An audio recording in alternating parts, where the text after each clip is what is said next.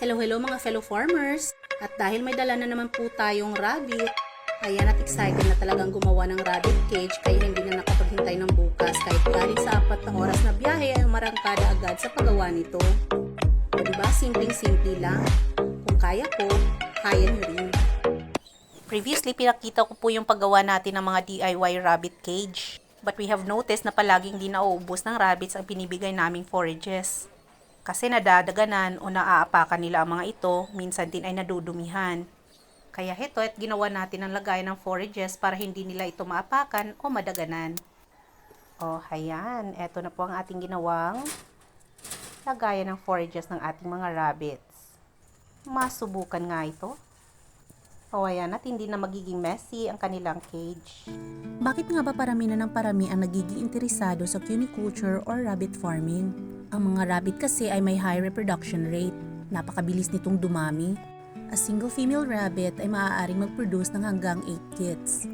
Ang rabbit farming din ay nagre-require ng low capital investment para magsimula compared sa ibang livestock farming.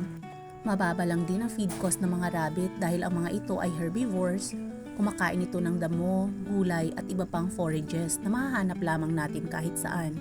Environmentally friendly din ang pag-aalaga ng rabbit dahil mas less ang waste production ng mga ito compared to other types of livestock. At maliit lang din ang kailangan nilang espasyo. Mainam din na pataba ang dumi ng mga rabbit. It is considered as an excellent organic fertilizer dahil mayaman ito sa nitrogen at phosphorus na magagamit natin to improve the quality ng ating lupa at mapaganda ang ating magiging ani. Ang rabbit meat din ay may high nutritional value. Ito ay mayaman sa protina and it is considered as a healthy low-fat alternative to other meats. At higit sa lahat, patuloy na tumataas ang demand ng rabbit meat kahit saan mang sulok ng mundo due to its nutritional value. Nakakain ka na ba ng rabbit? Alam mo ba na it is considered as the healthiest meat?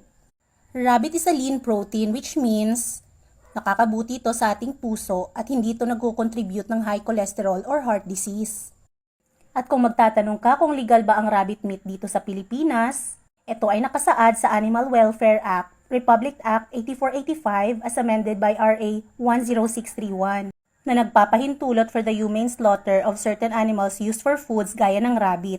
Last November 9 ng taong ito ay dumalo po tayo ng seminar sa tamang pag-aalaga ng rabbit. At nalaman din natin na maraming benepisyong dulot ng pagkain ito. Ang pagkain pala ng rabbit ay karaniwan lamang sa Mediterranean, lalo na sa Italy at France. Kaya lang dito sa Pilipinas, rabbits are not considered as a regular source of meat for consumption. Kaya ito ay classified as exotic meat. O ayan, baka hindi ka pa nakasubo kumain ng rabbit. Subukan mo na rin. Are you planning to have rabbit as your pet? Bago natin gawin yan, we have to be aware of what are the pros and the cons of having rabbit as your pet. So, let's start with the pros. Ang mga rabbit ay affectionate at highly social.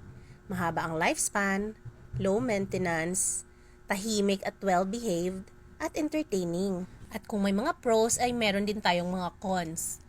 That starts with they require space para makagalaw at makapag-ehersisyo. Susundan ng kanilang dietary requirements that needs careful attention kasi ang mga rabbit ay prone to certain health issues. They also have this chewing behavior which means they may chew on your furnitures, wires, and other household items. And lastly, as I've mentioned earlier na ang rabbit ay highly social so they easily become lonely or depressed if mag-isa lamang sila. So knowing all the pros and the cons of having rabbit as a pet, ready ka na bang mag-alaga ng rabbit?